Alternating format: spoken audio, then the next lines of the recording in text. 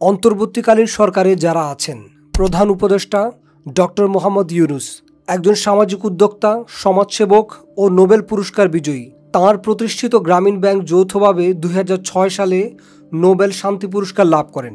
উপদেষ্টা সালেহ উদ্দিন আহমেদ একজন বিশিষ্ট অর্থনীতিবিদ এবং কেন্দ্রীয় ব্যাংক বাংলাদেশ ব্যাংকের নবম গভর্নর। দেশের অর্থনীতির এই ভঙ্গুর অবস্থা থেকে টেনে তুলে নেওয়ার দায়িত্ব তার উপর ন্যস্ত হবে বলে আশা করা যাচ্ছে। ডক্টর আসিফ নজরুল লেখক, উপন্যাসিক, রাজনীতি বিশ্লেষক, সংবিধান বিশেষজ্ঞ ও কলামিস্ট। পেশায় তিনি ঢাকা বিশ্ববিদ্যালয়ের আইনের অধ্যাপক। বৈষম্য বিরোধী ছাত্র আন্দোলনে ব্যাপক সক্রিয় ছিলেন। আইন, বিচার, শিক্ষা ইত্যাদি বিষয় তিনি সামলাবেন বলে আশা করা যাচ্ছে।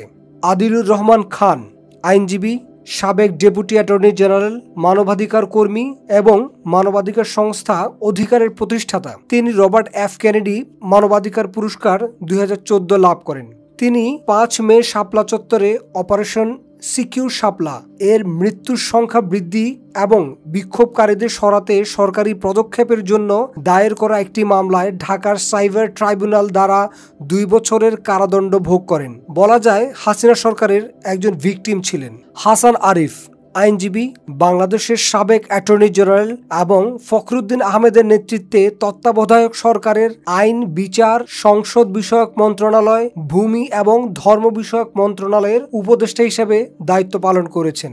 তৌহিদ হোসেন সাবেক পররাষ্ট্র সচিব। তিনি দক্ষিণ আফ্রিকায় বাংলাদেশের সাবেক হাই কমিশনার। 2001 থেকে 2005 সাল পর্যন্ত কলকাতায় বাংলাদেশের ডেপুটি কমিশনার ছিলেন। সৈয়দা রিজওয়ানা হাসান বাংলাদেশ পরিবেশ আইনবিদ সমিতি বেলার প্রধান নির্বাহী। গণপ্রজাতন্ত্রী বাংলাদেশ সরকারের বন ও পরিবেশ মন্ত্রণালয়ের পরিবেশ পুরস্কার এবং প্রথম বাংলাদেশি হিসেবে গোল্ডম্যান এনভায়রনমেন্টাল প্রাইজ প্রাপ্ত এবং 2009 খ্রিস্টাব্দে টাইম ম্যাগাজিনে হিরোজ অফ এনভায়রনমেন্ট খেতাবপ্রাপ্ত বাংলাদেশি আইনজীবী ও পরিবেশ কর্মী। এছাড়া তিনি 2012 সালে রেমন ম্যাগসেসে পুরস্কার পান। তার বাবা একজন সংসদ সদস্য ছিলেন। Brigadier general M Sakhawat Hossain Bangladeshi সামরিক ব্যক্তিত্ব, বুদ্ধিজীবী, লেখক ও বাংলাদেশের সাবেক নির্বাচন কমিশনার। তিনি 2007 থেকে 2012 সাল পর্যন্ত বাংলাদেশ নির্বাচন কমিশনের কমিশনার ছিলেন। তিনি বাংলাদেশ সেনাবাহিনীর একজন অবসরপ্রাপ্ত ব্রিগেডিয়ার জেনারেল। সুপ্রদীপ চাকমা সাবেক রাষ্ট্রদূত।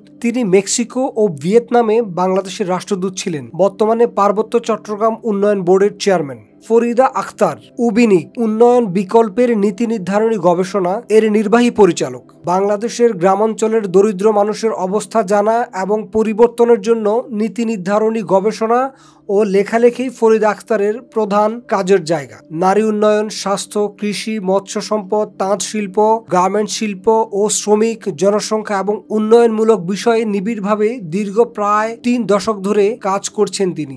ডাক্তার বিধান রঞ্জন রায় বর্তমানে তিনি জাতীয় মানসিক স্বাস্থ্য ইনস্টিটিউটের পরিচালক হিসেবে কাজ করছেন। আফম খালিদ হাসান সুন্নি দেওবন্দ ইসলামী পণ্ডিত। তিনি হেফাজতে ইসলাম বাংলাদেশের সাবেক নায়েবে আমির। নূরজাহান বেগম গ্রামীণ ব্যাংকের সাবেক ভারপ্রাপ্ত ব্যবস্থাপনা পরিচালক। শারমিন মুর্শিদ বেসরকারি সংস্থা ব্রতির প্রধান নির্বাহী কর্মকর্তা। ফারুকি আজম বীর প্রতীক পদকপ্রাপ্ত মুক্তিযোদ্ধা। তিনি অপারেশন জ্যাকপট অভিযানিক দলের উপ অধিনায়ক ছিলেন। মোহাম্মদ নাহিদ ইসলাম সমন্বয়ক, বৈষম্য বিরোধী ছাত্র আন্দোলন। আসিফ মাহমুদ সজীব ভুইয়া সমন্বয়ক, বৈষম্য বিরোধী ছাত্র আন্দোলন।